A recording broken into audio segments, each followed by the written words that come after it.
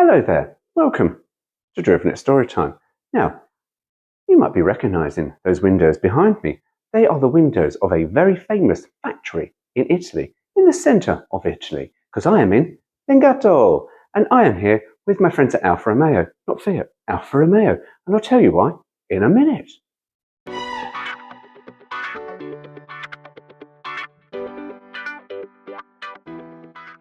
Now, before I get on with the story, I will just show you what the factory looks like from my hotel room. The hotel room's rather lovely.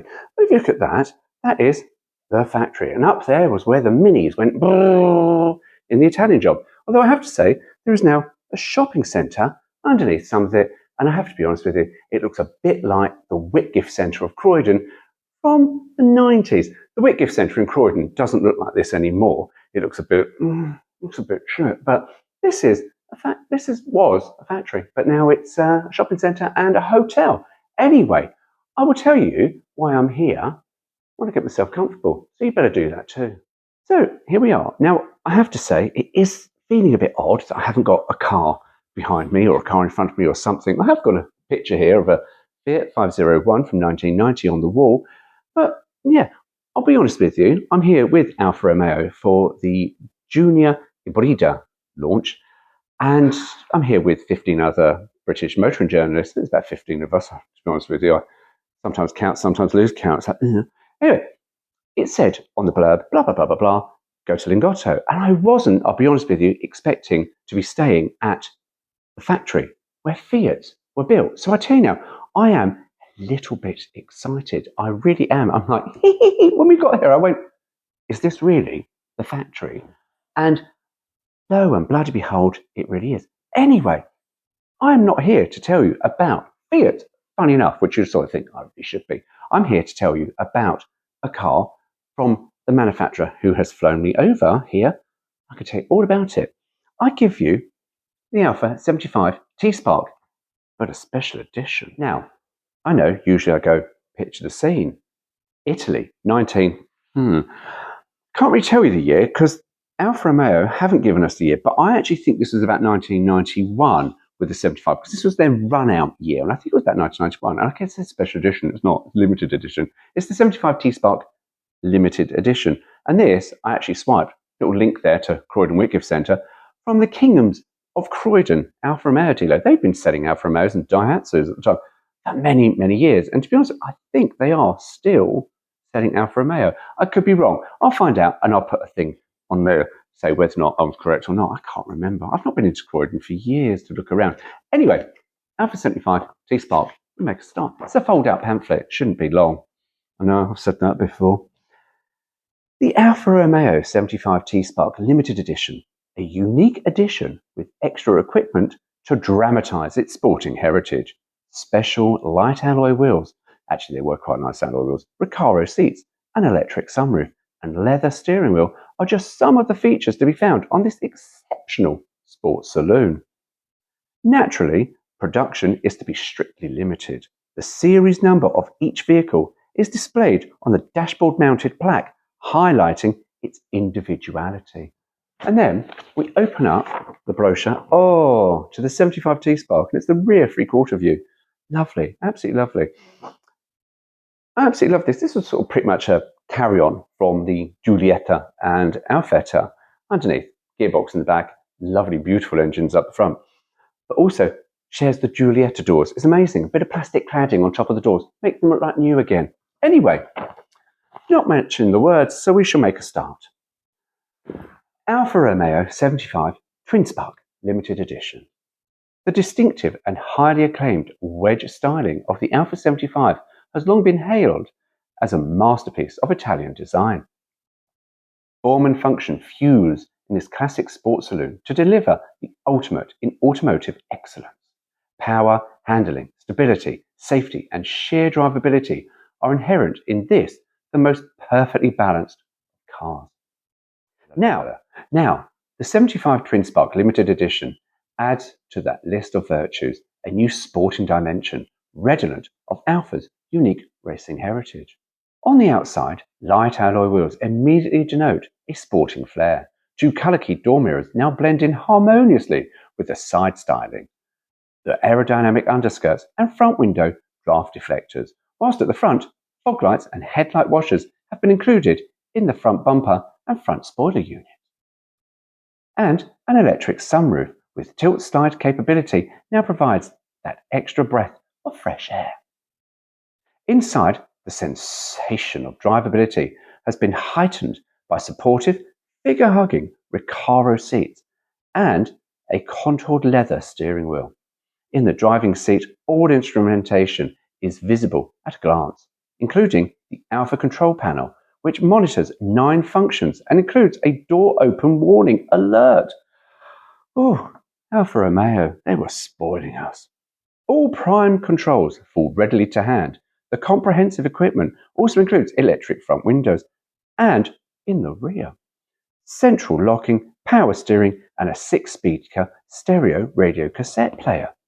I do wonder actually, because they don't actually show the door cars, but whether or not, because this car was really idiosyncratic, because I remember looking at a 75 and the electric window switches were up here in the roof and you go, what the fuck?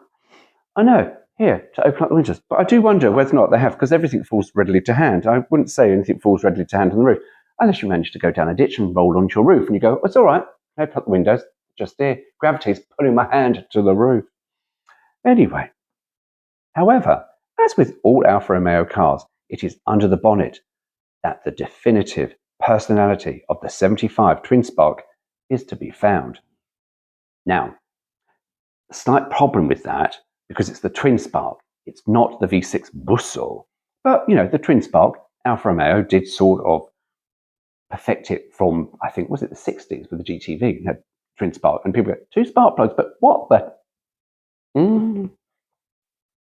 think they do the twin spark anymore, though, do they? No. We'll find out, though, with tomorrow in the Alfa Romeo with their hybrid system, and you go, oh, and people go, Alfa Romeo, they're going hybrid, they're doing this, they're doing that. Alfa Romeo were messing around with this sort of tech when the Alfa Sud was new. I know, right? Anyway, gone off topic again. There lies a gemstone of an engine, race-bred in Formula 3 and saloon car championships throughout the world. With 2 spark plugs per cylinder, the 2-litre twin-spark engine is completely unique. 2 sequential sparks in each cylinder, resulting in better combustion than just one. An Alfa patent phase variator and a multi-point electronic fuel injection system that enables the engine to develop 148 brake horsepower and 137 pound-foot torque, figures more readily associated with the performance of 3-litre cars. In practical terms, this means a top speed of 128 miles an hour, 0 to 60 in 8.1 seconds, and more usable power all the way through the rev range. Now, I have to say here, in practical terms, they actually spelt that wrong, because they've actually spelt terms as T-E-R-M-E. There we go. See, I do pay attention, and any mistakes, I'll let you know. The superb handling characteristics of the 75 are largely attributed to its transaxle layout, with clutch and gearbox in the rear axle housing. The weight of the car is thus evenly distributed over the 2 axles on a 50-50 basis. That's what made it actually so unique, was engine, clutch and gearbox in the back. Lovely. And I think on the back had inboard rear disc brakes to stop unsprung weight causing all sorts of problems. Oh, and I think I'm about to tell you that here. To reduce the unsprung weight of the car and increase handling stability still further, the rear brakes are mounted inboard. See, I gave the game away, didn't I? I do apologise. Naturally, the twin spark sports dual circuit disc brakes all round to maximise stopping ability. A limited slip differential improves rear end traction. Oh, I didn't realise they had that. Oh, lovely. Enabling the serious motorist to keep the power on the road where it's needed and where it belongs. From the throaty growl of the engine, oh hello, to the exquisite precision of the power steering, the Alfa 75 is a driver's car in all sense of the word. And in the 75 Twin Spark limited edition, the connoisseur will find a classic that will be appreciated for years to come. Told you it wasn't long, because then we're on the back page. It just tells you all about specifications, which pretty much, to be honest with you, they've told you here. However, they didn't actually tell you any of the engine developments of where all the speeds come from. So this maximum power, BHP 148, comes at 5,800.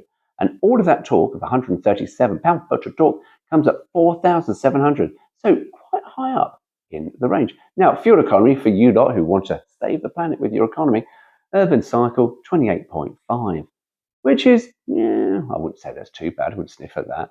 56, if you want to be a bit sensible, 47.1. And then all the options or equipment, all ticked. Yeah, it's got it all. Available in either Alpha Red or Metallic Black. And that was it. And the interior was exactly the same. So there we go. That is the Alpha 75 T-Spark Limited Edition. I hope you enjoyed that. Anyway, I've got to get ready. I've got my travel socks on. We're going out for dinner. No idea what we're having. But, I'm sure it'll be something Italian. Anyway, why don't you go? Take care.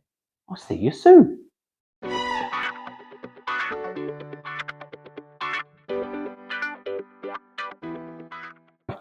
Amazing what you can do with Alfa Giulia doors. Or Alfa Giulia, it's Giulietta. Fucking it. And an electric sunroof with tilt slide capacity. Capacity. Who's ever had a sunroof that's got capacity?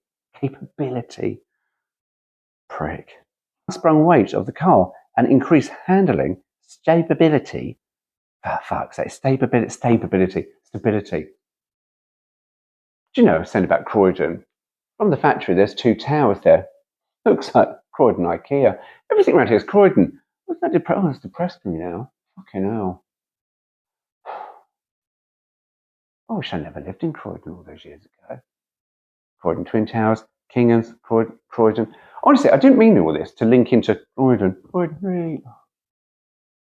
GoPro, stop recording.